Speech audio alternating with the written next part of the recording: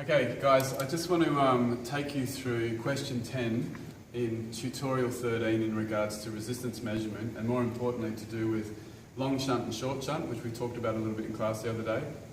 And this is an example of a short shunt question very similar to what you'll get in the assessment. So I really want you to be confident in this space so that you will be successful in the assessment task. But if I go through it now, you can sort of watch this in your own time and pause it and play it back and whatever, and then we'll talk more about it tomorrow.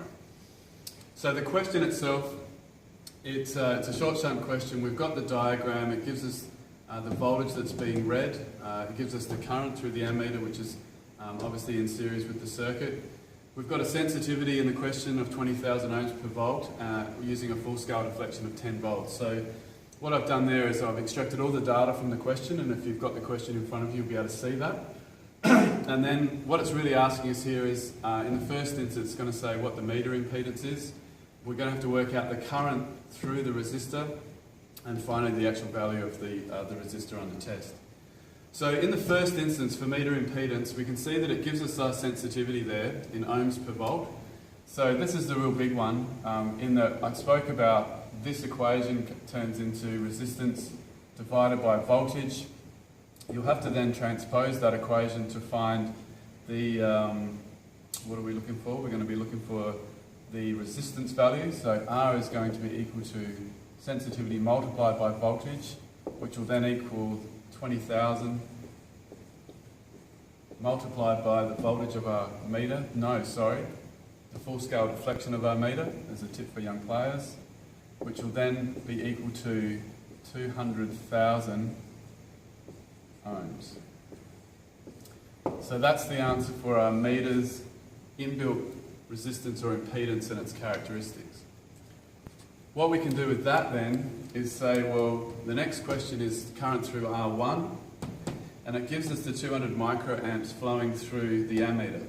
Now, depending on the sensitivity or how much loading effect this meter will have on the circuit, it will actually drag a bit of current around and bypass through the meter. So this is total circuit current, and what we want to do is isolate the current through R1. How do I know what current's going through my meter? I refer back to Ohm's law. Current is equal to voltage divided by resistance. The voltage we know is 6.2. The resistance we've now calculated, which is 200,000. And the answer there, which I've prepared earlier,